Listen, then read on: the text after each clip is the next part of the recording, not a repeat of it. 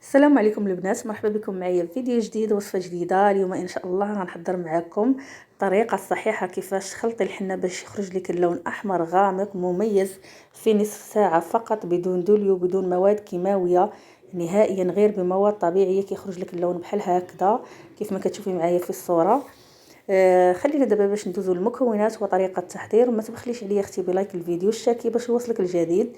بالنسبه للوصفه غنحتاجو ملعقه كبيره من الشاي، وغنضيفو قطعه من السكر.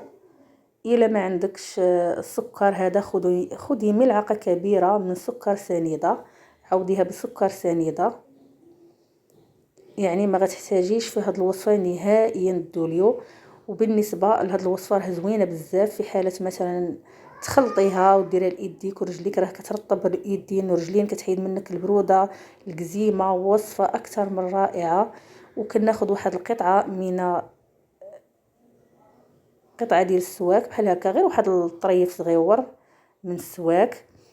هاد المكونات اللي كنعطيكم كيخرجوا اللون ديال الحنه احمر غامق، ماشي داك اللون الصفر، لا كيخرج احمر غامق زوين بزاف. كناخذ تقريبا واحد المهم قرنفل المسمار، تقريبا واحد نصف ملعقه صغيره او 10 قرنفلات بحال هكا تقريبا. وكنضيف ليهم كأس كبير من الماء،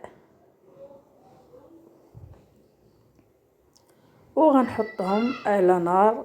من بعد البنات راني نسيت الثومه، هنا غنزيد واحد الفص من الثوم، يعني الا كان كبير خدي فص واحد من الثوم، هذه خديها الثومه الحمراء حتى هي كتعطي واحد اللون رائع.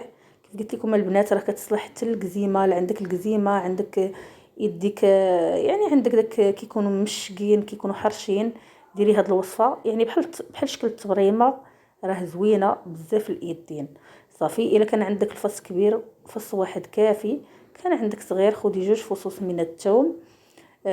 حكيهم، من الاحسن انك تحكيهم، من الاحسن ب يعني حكيهم بالقشور ديالهم.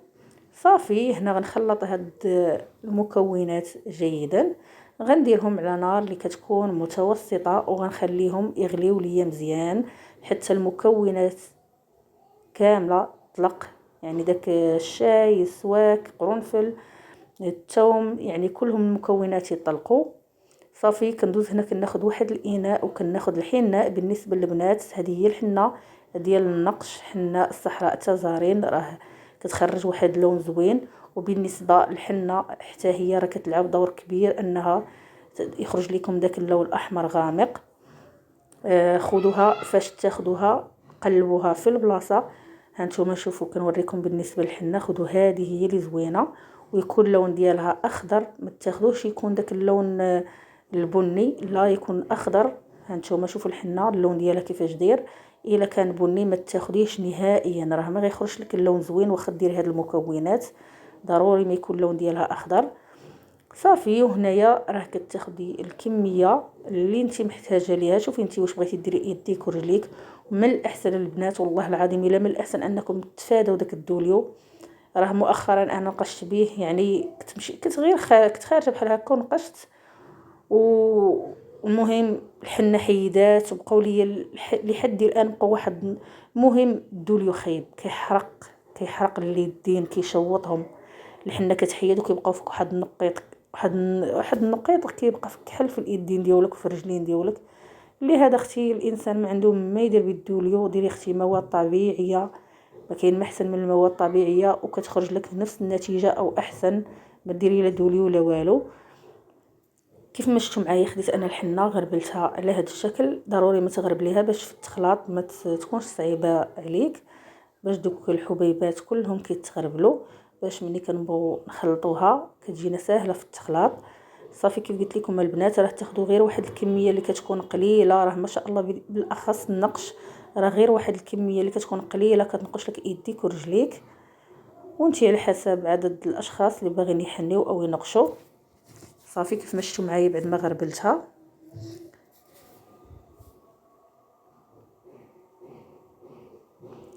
صافي هذاك المنقوع ديالي انا راه دايره فوق النار كيف قلت لكم. بالنسبه هانتوما شوفوا يعني راه درت منها غير واحد الكميه قليله وراه باقي، يعني ما شاء الله راه ديري بها عده مرات الا بغيتي بحال هكا تنقشي او تحني او ديري على شكل تبريمه. صافي هنا المنقوع ديالي راه واجد.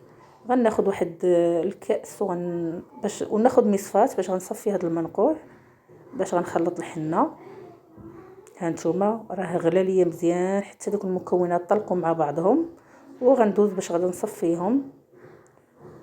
صافي البنات هنا غنصفيه وغنحطو على جانب حتى يبرد ليا. ضروري البنات ما هذا المنقوع يبرد عدا فاش خلطي به الحنه، ما تخلطيش به الحنه وهو سخون، حيت الا خلطتي به وهو سخون غيحرق لك الحناء وما غتخرجش لك داك اللون الزوين اللي كيعجبنا، داك اللون الاحمر. شكون اللي ما كتعجبوش الحناء؟ اي وحده فينا كتحماق على الحنه.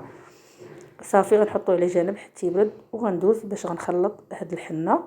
صافي كيف ما شفتوا معايا البنات، وغنعطيكم السر حتى فاش تحنيو اشنو ديروا.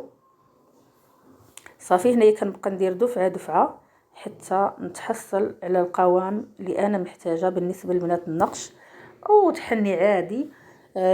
يعني ما خاصش الحنه تكون قاصحه وما تكونش يعني جاريه بزاف، تكون متوسطه. انا غنوريها لكم كيفاش غتكون. وضروري ما تخدميها ما تخلطيها مزيان مزيان.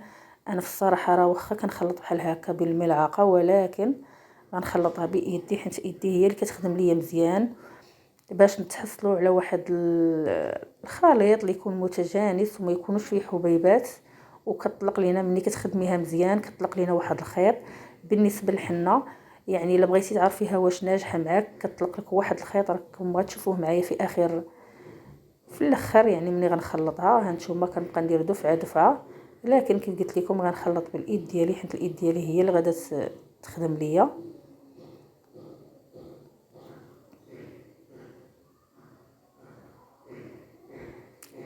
الصراحه المعلقه ما خدمش لي، غنحيدو غندير ايدي.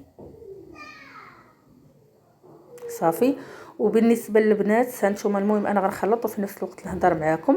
بالنسبه ملي تحني بها او تنقشي بها، ديري واحد البلاستيكه مثلا الا نقشتي او حنيتي، ديري واحد البلاستيكه لايديك ورجليك وخليها تقريبا بحال هكا 15 دقيقه. خليها باش كتبقى ليك فازقه، يعني حيت الحنه قد ما بقات يعني فازقه كل ما كتطلق داك اللون ديالها. صافي قلت لكم خليوها تقريبا واحد 15 دقيقه. هانتو شوفوا القوام ديالها كيفاش كيكون. صافي خليوها واحد 15 دقيقه وحيدوا واحد البلاستيكه وخليوها حتى تنشف.